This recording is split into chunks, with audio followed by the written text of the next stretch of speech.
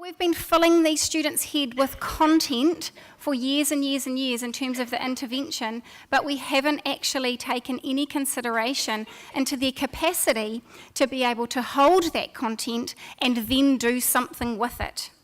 So that really resonated with me. And the other thing that came out of reading that particular text was the fact that working memory capacity is irrespective of demographic.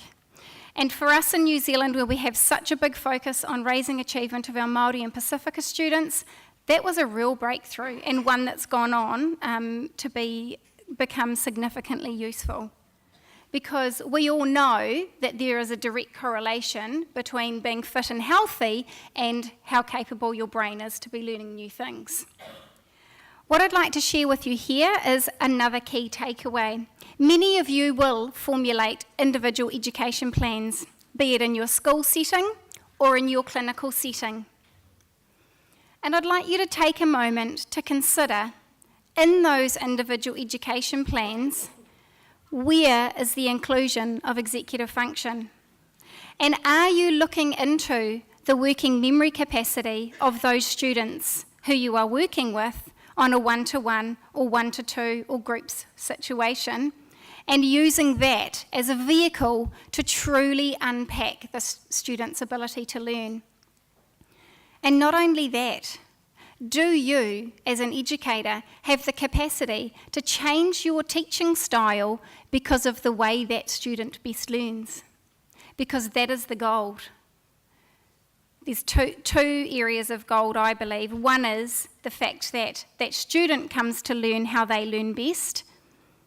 And in my experience, that comes from working memory assessment and sitting down with that student and their family and talking through how they best learn. And then you, as the educator, considering if that student has strengths in verbal working memory, why do you continue to show them a whole lot of pictures and not talk to them?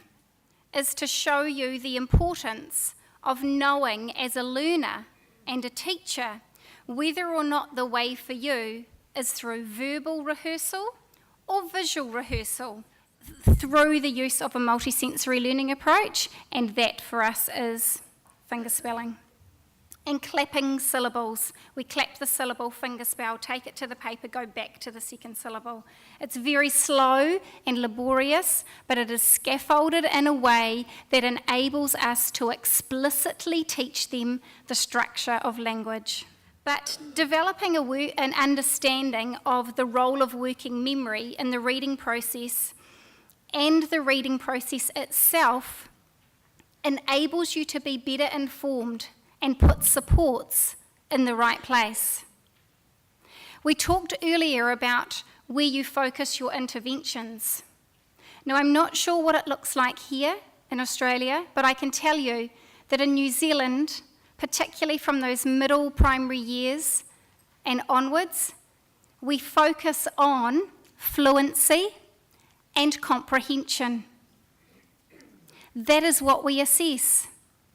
And so therefore, that is what we teach.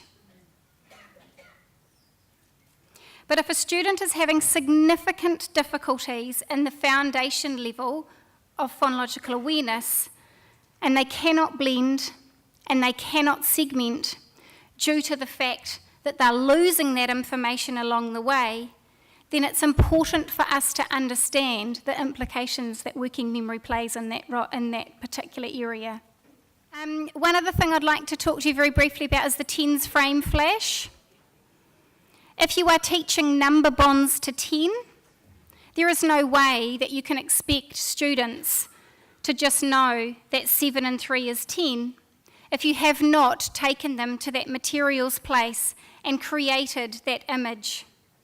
And not only do we want them to create that image or to know what that image is in terms of parroting it back, you want them to be able to actually see that 7 exists there.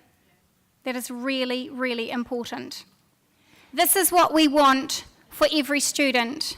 We know confidence is the biggest predisposition for learning, and so let's know these children like we've never known them before. Let's bridge the gap between what these fantastic people who work in neuroscience are saying, and they're not going to bring it to us. It's our job as educators to go and find that information and bring it into our classroom.